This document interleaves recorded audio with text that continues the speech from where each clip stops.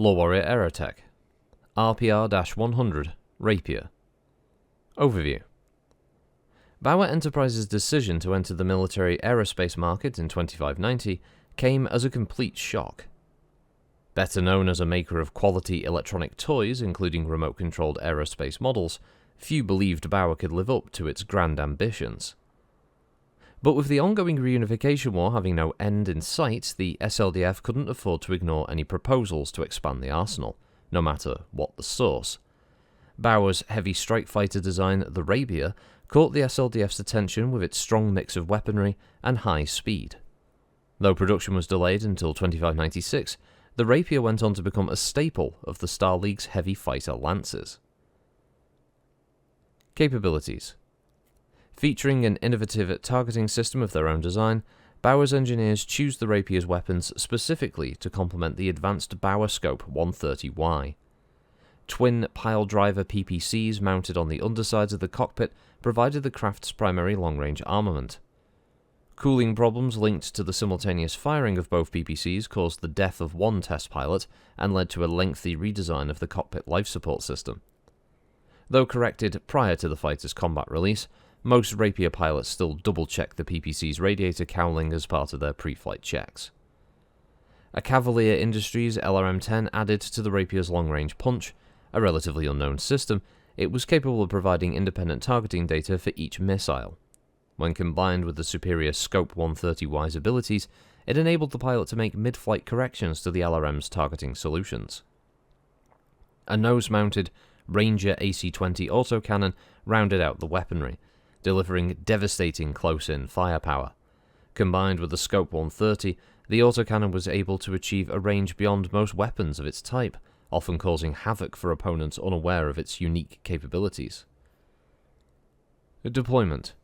Widely deployed in the SLDF, versions of the Rapier lacking the advanced Scope 130 targeting system at the SLDF's request have also appeared within the Lyran Commonwealth's aerospace forces. Though its Tharkad-based factory was never attacked during the Succession Wars, the Rapier still suffered from the resultant loss of advanced technologies, and Bauer were unable to produce the targeting system or double heatsinks beyond the early years of the Second Succession War. Though downgraded Rapiers were produced sporadically throughout the Succession Wars, the design never regained its prominence and was slowly phased out in favour of new designs. Both Comstar and later the Werder Blake are now known to field Star League-era Rapiers. Bauer Enterprises were reportedly looking into producing an upgraded version of this craft, slated for testing in 3068, though it's believed the factory lines were destroyed during the world's assault on Tharkad in late 3067. Variants. Bauer Enterprises produced a number of variants of the Rapier, mostly for mission-specific roles. The RPR-101 was designed as a ground attack craft and removed both the autocannon and LRM systems in favour of more energy-based weaponry. A third PPC was added to the nose, a medium laser mounted in each wing, giving the craft superior strafing abilities. Finally, a pair of aft-mounted medium lasers was installed to cover the craft's vulnerable rear. To help minimise losses from concentrated ground fire, the craft's armour was boosted by an extra 3 ton. The massive heat burden of the new weapons load was addressed with an extra 8 double heatsinks, though careless pilots can still easily overheat the craft. Produced exclusively for the SLDF's Royal Regiments, the RPR-200 series featured the latest technological advances. Both PPCs were upgraded to ER models, while the AC-20 was exchanged for an LB-10X autocannon. 2 extra double heatsinks help keep the fighter cool, while 13 tons of ferro-aluminium armour provides a deadly surprise for craft of unwary opponents. The downgraded Succession Wars variant, the RPR-102, exchanged the PPCs for large lasers and used the freed mass to add 4 extra single heatsinks. According to intercepted Blakist reports from Tharkad, Rapiers sporting heavy Gauss rifles and PPCs have been responsible for a high number of Blakist casualties, suggesting Bauer's production facilities may not have been entirely destroyed. Notable pilots. Captain Macarthur Purvis Fullerton. One of the most famous pilots to have ever lived, Captain Fullerton was the star of long-running holodrama Wings of Glory, featuring the courageous exploits of the 25th Independent Air Wing. The show captured public imagination across the Inner Sphere. The resulting positive publicity raised the Rapier's profile immeasurably, resulting in greatly improved sales, much to the satisfaction of Bauer Enterprises. Not a bad looking craft. Yeah, it's okay. I mean, it's not going to win, awards for, if you asked a person, name a fighter craft from BattleTech, then people are going to go, the Rapier, they're going to do that, but it's not bad. So this is an 85-ton aircraft with the Interstar 290M frame. Power plant is an Aero Ford 340. Armour is by Filter Mesh.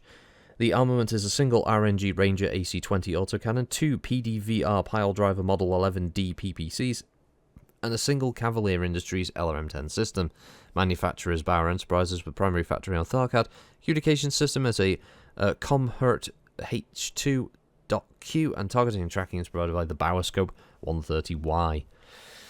This translates into a 6.9 Safe and Max thrust with structural integrity of 8. It has armour of 63 on the nose, 40 on each wing, and 49 on the aft. It has 24 heat dissipation and a fuel of 400 for what that's worth. It has 10 rounds of firing in the AC-20 and 12 rounds of firing in the LRM-10 and the 2 PPCs. So, not too bad. It can fire both its PPCs without overheating per turn, which is pretty decent. And the AC-20 is a very, very nice ground attack or anti-fighter for dogfighting capability. It's not a bad little ship, as I said. Craft, airplane, it's probably just craft. Craft is probably the word to use. Craft services, Craft the food producer. And yeah, it's not a bad looking one. There's not really much to say because I've never really used aerospace all that much. Other than say, like, does it look cool and does it have good weapon systems? And if not, then whatever. But hey, aerospace is just as interesting in BattleTech, really. Unfortunately, it doesn't really get as much of a look in as, it would be really cool to one day see a game that is, focused on the aerospace side of BattleTech's universe.